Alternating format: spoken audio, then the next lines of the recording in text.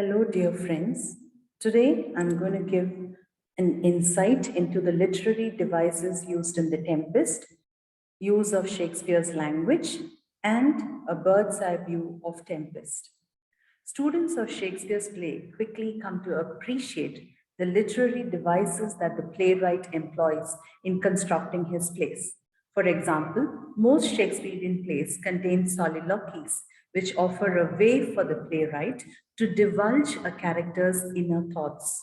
The soliloquy requires that the character must think that he is alone on stage as he reveals to the audience what he is really thinking. In The Tempest, the soliloquy is not used as often as it would be in a tragedy because the dramatic moments are not as intense.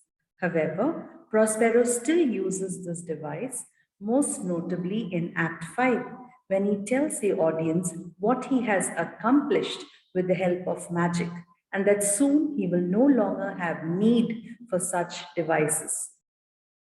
A soliloquy is different from a monologue, in which a character speaks aloud his thoughts, but with other characters present. Shakespeare also frequently employs the aside, in which the character addresses the audience, but other characters do not hear these words.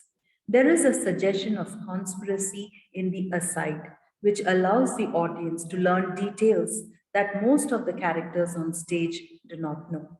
For example, Miranda uses an aside in Act 1, Scene 2, when she confides to the audience her concern for her father. The aside is usually assumed to be truthful. Moving on to Shakespeare's language, Shakespeare wrote most of Tempest in verse using iambic pentameter. So, what is iambic pentameter? It's a literary term that defines the play's meter and the stresses placed on each syllable. In iambic pentameter, each complete line contains 10 syllables, with each pair of syllables containing both an accented syllable and an unaccented syllable. Many Renaissance poets used iambic pentameter because the alternating stresses create a rhythm that contributes to the beauty of the play's language. Shakespeare also included prose passage in his plays, with prose lines being spoken by characters of lower rank.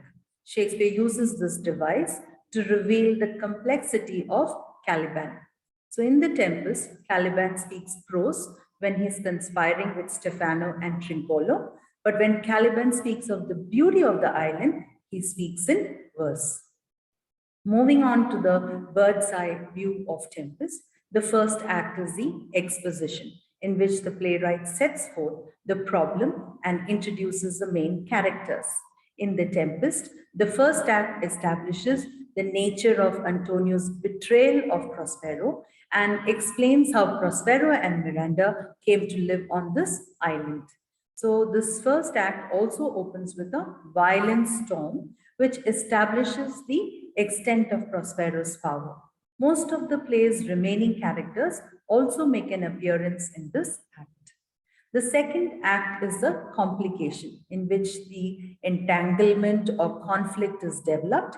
In The Tempest, the conspiracy is to murder Alonso is developed, which establishes that Antonio is still an unsavory character. In addition, the audience learns about Caliban, about Stefano and Trincolo, allowing the groundwork for a second conspiracy to be formed. The third act is the climax, and as the name suggests, this is when the action takes a turning point and the crisis occurs. In a romance, this is the point at which the young lovers assert their love, although there may be complications.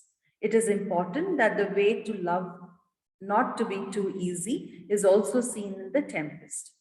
Prospero has forbidden contact between Miranda and Ferdinand, although the audience knows that this is only a pretense. In this act, the conspiracy to murder Prospero is developed, although the audience knows that Ariel is listening, and so there is no real danger.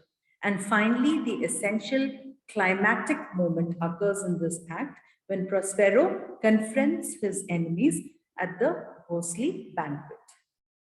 The fourth act is called the falling action, which signals the beginning of the play's resolution. And in this act, the romance between Ferdinand and Miranda is acknowledged and celebrated with a mask.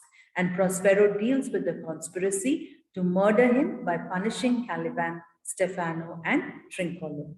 The fifth act is called the catastrophe, wherein the conclusion occurs. As the name suggests, this act brings a closure to the play, a resolution to the conflict, and the plans for a wedding. As the play draws to a close, Prospero is victorious over his enemies. Ferdinand is reunited with his father. Antonio and Sebastian are vanquished, and Caliban regrets his plotting. Thank you.